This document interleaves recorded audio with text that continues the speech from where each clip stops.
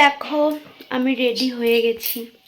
আমার রেডি হতে বেশিক্ষণ টাইম লাগে না, 5-10 মিনিটেই রেডি হয়ে যাই। এইটা বলবো রেডি হতে টাইম লাগে, ওটা মানাবে। আমি যাই না, যা ইচ্ছা ভিখারির মতো সেজেছে যেন কিছু না। আমি তো পুরনো চপ্পল, শাট আপ। চপ্পল পুরনো পরবো যাতে চপ্পল যদি খুলে ঢুকতে হয় হারায় গেলে কোনো অসুবিধা না। এই যে রেডি হচ্ছে, আর দেখানো যাবে না, রেডি হয়ে যাই। আর আমি পুরো রেডি হয়ে গেছি, শুধু এই ওড়নাটা নিতে বাকি। কিন্তু আমার দেখো, আমার দেখো, খুঁজে আমার দেখো, পাচ্ছি না। আমার দেখো, আমার নাও, আমার। তো চলো রেডি হয়ে বেরোই, তারপর ওর সাথে কথা হচ্ছে। আর ও রেডি হয়ে যাক, তারপর একসাথে আমার নাও। আমরা দুজনে রেডি হয়ে গেছি, এখন আমাদের BMW নিয়ে বেরোবো। তো আমরা দুজন তো রেডি হয়ে বেরিয়ে পড়েছি বাইক নিয়ে। দেখো আমরা এখানে এসে একটা বাইক স্ট্যান্ড আছে, তো বাইক স্ট্যান্ডে বাইকটা রেখে তাই আমরা অটো করে যাব। তো অটো করে হচ্ছে আমরা সোদপুর স্টেশন যাব। সোদপুর স্টেশন থেকে ডাইরেক্ট নৈহাটির ট্রেন পাওয়া যায়, তো সেই ট্রেনটা ধরেই আমরা যাব। আর আমার মা বাবা ওরা মাসিরা সবাই গাড়ি করে আসছে, আর আমরা এই পাশ থেকে যাচ্ছি, কারণ এই পাশ থেকে আমাদের অনেকটা তাড়াতাড়ি হয় আর মাদের ওই পাশ থেকে তাড়াতাড়ি হয়। তো সেই কারণে ওরা ওই পাশ থেকে গাড়ি করে যাচ্ছে আর আমরা এই পাশ থেকে ট্রেনে করে যাচ্ছি। তো দেখো আমরা সোদপুর স্টেশনে চলে এসেছি, আর স্টেশনে ঢোকা মাত্রই ট্রেন চলে এসেছিলো আমাদের, মানে বেশিক্ষণ দাঁড়াতেও হয়নি। তো ট্রেনে করে আমরা ডাইরেক্ট নৈহাটি চলে গেছিলাম। আর সত্যি কথা বলতে আমরা অনেক ইচ্ছা ছিল আমাদের নৈহাটি বড়মার মন্দিরে যাওয়ার, অনেকবার অনেক চেষ্টাও করেছি, কিন্তু সত্যি কথা বলতে কখনো যাওয়া হয়নি। আমরা হয়তো বেরিয়েছি তাও যেতে পারিনি, আগে যেরকম বললাম ওটাই। তো যাই হোক, ফাইনালি আমরা আসতে পেরেছি, হুট করে ঠিক হয়েছে আর আমরা হুট করে চলে এসেছি। তো এখানে দেখো প্রচুর ভিড়, প্রচুর। আমি সত্যি কথা বলছি, আমি কোনো মন্দিরে এত ভিড় দেখিনি আর এত লম্বা লাইন দেখিনি। আমরা লিটারেলি সকাল 9:30 এখানে এসেছি, আর তোমাদেরকে আমি দেখাচ্ছি চলো। 9:30 সময় এত ভিড়, সকাল 6টা না, বলে আগের দিন রাত থেকে নাকি লোকে এখানে লাইন দেয়। তো আমরা সত্যিই জানতাম না, আমরা তো 9:30টার দিকেই এসেছি। এসে তাড়াতাড়ি করে ফুলের ডালা নিয়ে আমরা ভাবছিলাম যে মন্দির চলে এসছে, ভিতরে চলে যাব, গিয়ে পুজো দিয়ে আসবো। তো তারপর আমাদেরকে ফুলওয়ালার দোকান দেখালো যে এই যে এখানে লাইন দিয়ে আসতে হবে। আর দেখো এখানে কত লোকে দণ্ডি কেটে আসে মনস্কামনা পূরণ হলে। তো অনেক লোকে আসে, অনেক লোকে দণ্ডি কাটা দেখলে সত্যি বলতে ভালো লাগে আর কষ্টও, কারণ মানুষগুলো এত কষ্ট করে আসে। অবশ্য কথায় আছে কষ্ট করলে কেষ্ট হয়। তো তারা তাদের কষ্ট করেই হয়তো মনস্কামনা তাদের পূর্ণ হয়েছে, আর হয়েছে বলে মায়ের কাছে তাদের মানসিক ছিল, তো এইভাবে যাচ্ছে। যাই হোক, তোমরা শুধু লাইনটা দেখো। আমরা মনে হয় কত বলবো 2-3 কিলোমিটার শুধু হেঁটেছি লাইনের জন্য। প্রচুর লাইন। এত লাইন আমি বাবার জন্মে দেখিনি। দক্ষিণেশ্বরেও এত লাইন হয়, কিন্তু এতক্ষণ টাইম লাগে না, আর এতটাও লাইন হয় না। আমরা তো হাঁটতেই থাকছি শুধু।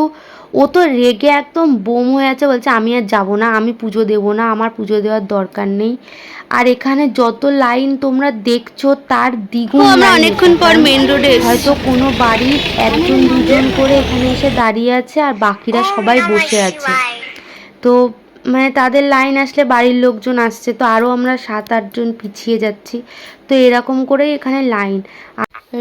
আমরা হচ্ছে সকাল পুরো টাইম ধরতে গেলে সকাল 9:30 থেকে 6:30, 7টা অবধি আমরা লাইনে দাঁড়িয়ে পুজো দিয়েছি।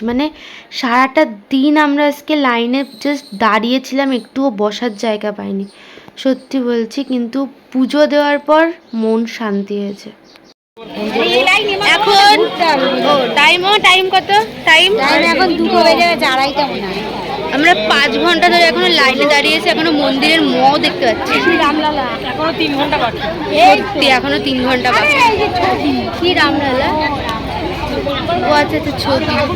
তো দেখি এখনো 3 ঘন্টা ওয়েট করে মন্দিরের কাছে গিয়ে একেবারে ভিডিও করবো, তার আগে আর ভিডিও করবো না। তো দেখো এই যে লাইনে দাঁড়িয়ে আমরা ঘাটের পাশ অবধি এসছি। ওমা দেখে আসো। ও কি সুন্দর লাগছে।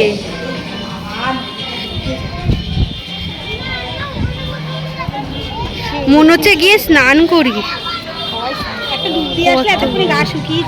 হ্যাঁ অনেক টেস্ট হবে। শুনো তাকাও, শুনতে মনে এখানে গামছা পরে স্নান করতে যাবি, ঠিক আছে? ও শোনা তো, দেখো আমরা এখন গামছা কিনতে এসেছি। তো এ স্নান করবে, গঙ্গা দেখেও স্নান করতে ইচ্ছা করছে বলে মা ওর জন্য গামছা কিনে নিয়ে এসছে। আর গামছা নিয়ে এখন উনি তো মজায় স্নান করবে, তাও একটু শরীরটা ভালোও লাগবে। আর আমরা তো কি বলবো, চাইলেও স্নান করতে পারবো না এখন। আর এখানে মাসি দেখো চলে গেছে গঙ্গার জল একটু গা হাত পা দিতে, ঠান্ডা ঠান্ডা বেশ ভালোই লাগবে। আর একটু গঙ্গার জল তো মাথায় দেওয়া উচিত পুজো দেওয়ার এখানে এসে, তো মাসি ওই জন্য চলে গেছে। আর তারপরে আমার মাও চলে গেছে গঙ্গার জল ভরতে বোতলে। মা ঠিক বোতল কালেক্ট করে দেবে, নিয়ে গঙ্গা বা যেখানে যাই জল মা আনবেই। যে স্নান করতে নামছে, নামো নামো।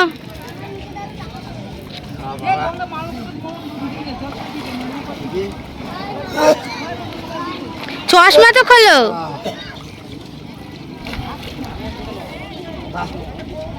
তো গঙ্গা প্রণাম করছে এখন। এই যে তো এখন প্রায় 3টে বাজতে যায়, তো গামছা নিয়ে এখন স্নান করতে নেমেছে। আর আমি এখানে সব কিছু নিয়ে বসে আছি, মা মাসিরা লাইনে আছে। তো এখনও পুজো দিতে দিতে অনেকক্ষণ, আমাদের প্রায় বাড়ি যেতে যেতে 5:30 তো বেজেই যাবে। তো দেখা যাক চলো কি হয়। আমরা মন্দিরের পাশে এসেছি আর আমাদের সবার মুখের অবস্থা দেখো।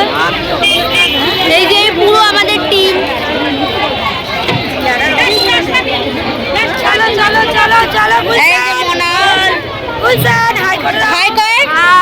জয় বড় মা, জয় বড় মা। তো দেখো ওই যে সাদা মতো যেটা, ওটা হচ্ছে মন্দির। মন্দির থেকে আর বেশিক্ষণ না, আধা ঘন্টা না 10 মিনিট, আর 10 মিনিট মতো দূরে এই যে চলে এসেছি আমরা। ফাইনালি আমরা মন্দিরের কাছে এসেছি। কত শোনে তাহলে বড় মা শিব ঠাকুরের দিকে তাকিয়ে থাকে। হ্যাঁ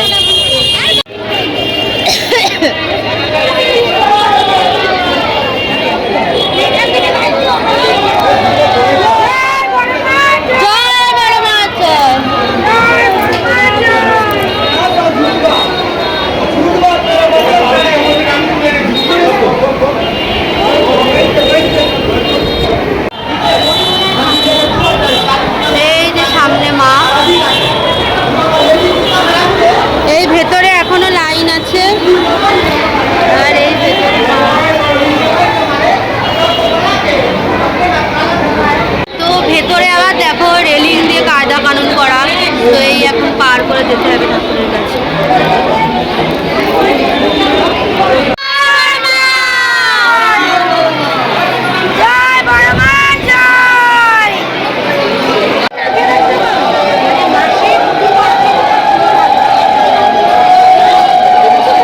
হ্যাঁ একদিন উপোস করা ভালো। সব হচ্ছে ব্যবসার জিনিস, সব ব্যবসা।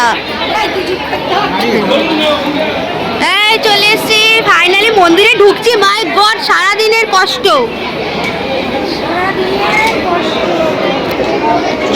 চলুন চলুন দিদি ভাই, চলুন এগিয়ে চলুন।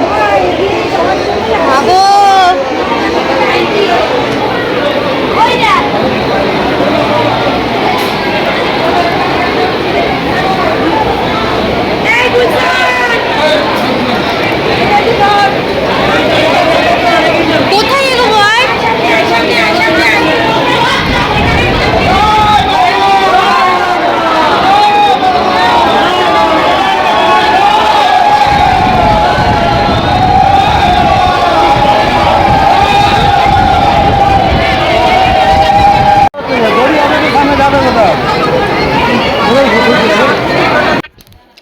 তো দেখো আমরা পুজো টুজো দিয়ে বেরিয়েছি, তখন বাজে কটা 7:30, 7:45, 8 এরকম বাজে।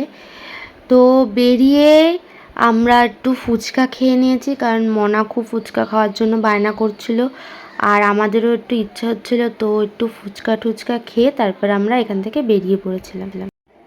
তো এবার বাড়ি যাওয়ার পালা, তারা অন্য পাশ দিয়ে বাড়ি যাবে, আমরা অন্য পাশ দিয়ে। তো চলো আজকের ভিডিও অবধি, তো সবাইকে টাটা।